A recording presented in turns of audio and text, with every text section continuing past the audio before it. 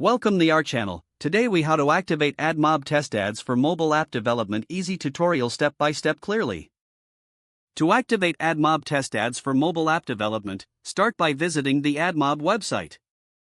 Log into your AdMob account using your Google credentials. Once you're logged in, navigate to the Apps section on the left-hand menu.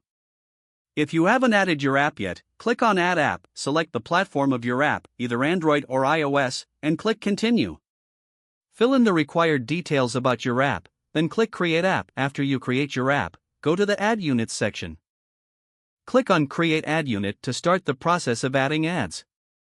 Choose the type of ad you would like to create, such as banner, interstitial, or rewarded video.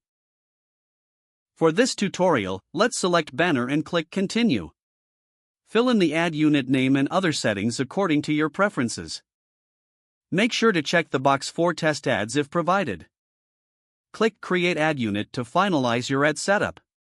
After creating the ad unit, note down your unique ad unit ID. Next, open your apps code in your preferred development environment. Integrate the AdMob SDK into your app if you haven't done so already.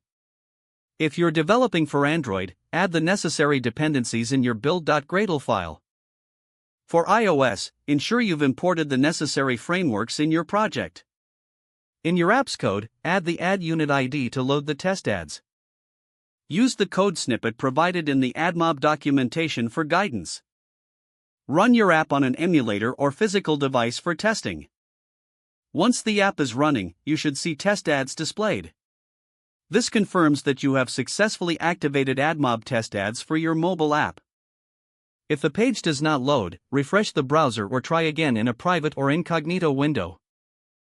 Make sure you are using the correct email address, then retype it carefully to avoid small typos. If your password is not accepted, use the reset option and create a new strong password you can remember. Check your spam folder for verification or security emails, then complete any requested confirmation steps. Enable two-factor authentication if available to improve account security and reduce unauthorized access risk.